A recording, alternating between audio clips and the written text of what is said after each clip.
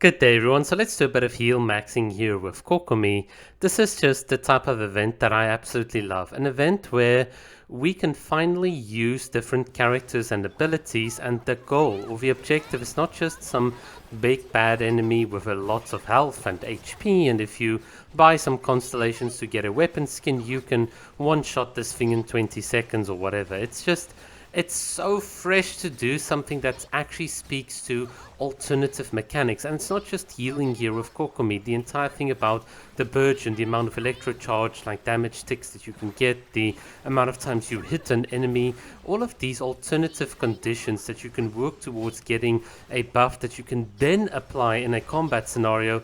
That's the type of freshness that we've always needed in Genshin, because it allows different characters to shine in different ways.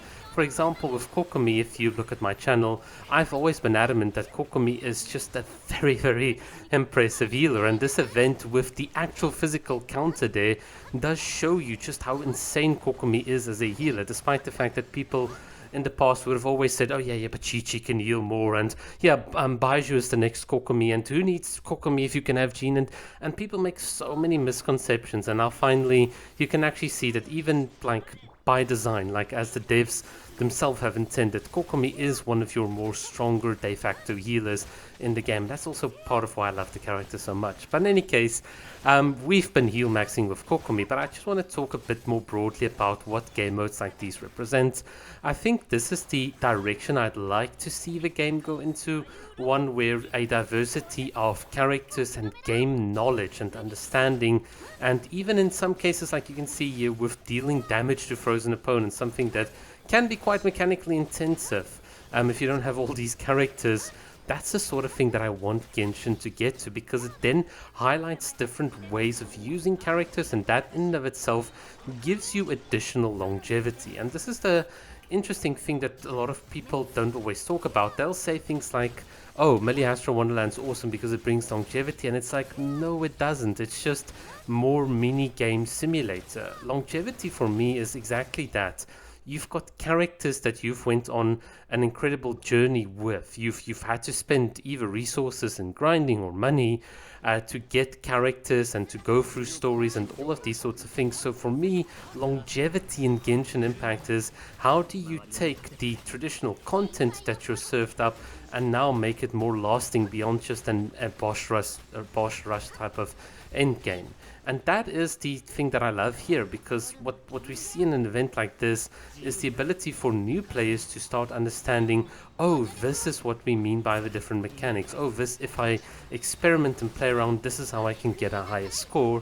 And also this then opens up the door to more creative events and game modes, hopefully, that can come in the future, where the one thing that matters, our characters and their progression and the combat with these characters, we can then fully utilize this instead of something like a TCG or a Meliastro or a Teapot or a whatever, you know. And that's the beauty of this event. It's just such a shame that more people are not talking about this event, because I thought that this was really, really good. And it's not just the combat side of the event. The one thing that I also loved was the fact that we were thematically looking in something like, for instance, Amber and Cole's, the little Baron Bunny and Colanamba mascots. That was so cute, because that's the thing that I want to see. I want to see real characters in the game.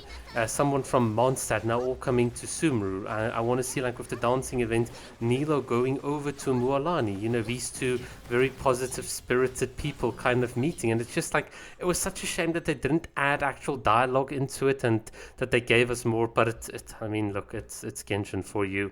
And that's the thing. It's always like, Genshin creates these mini games, this like game for everyone type of environment, and yet when it comes to expanding the deep and interesting lore and foundation and relationships between characters, those always seem to take second hand, to the point that because you've got such a lore disparity and so much story, and yet you don't actually present it, we're now in a situation where you need something like Not Cry to try and tie it all together. And obviously the entire point of Not Cry is to get some extra funding for to A, stall Genshin version 2, and also to fund the new whatever Unreal Engine game that they kind of put out. It's exactly like I called it, like with the whole not cry thing.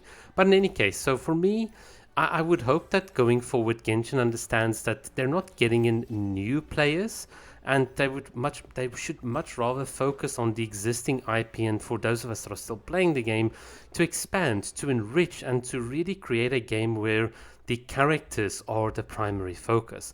Oh, by the way, you might be like, why is someone putting a random teleporter here near an event? I mean, this seems like the most redundant thing ever. So for those of you that are long-time viewers of my channel, you know something funny is up with that. But in any case, okay, let me just then start wrapping up. Look, I think the latest 2 events that we've had here in Genshin, the little dancing event, which was super goofy, and certainly this event here with Kole and Amber and whatever, I think it was a really good event. It felt a lot more fresher than some of the more brain-dead mini games that we've had in the past, and certainly the thing that caught my attention was just this vast structure that they've built, and yet you've got this small little playable area here with Faruzan. It's actually kind of interesting, but maybe in the future we'll explore, you know, wink wink, a bit more of this area.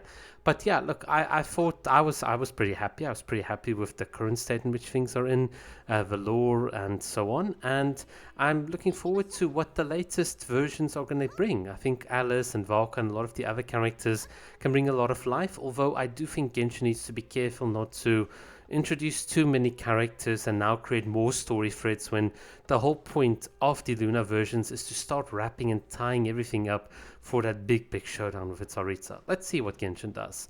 But in any case, look, I just wanted to share a bit of heal maxing with Kokomi. Tell me what you guys think and what you guys thought of all of this, and yeah, see you guys in the next video. Cheers.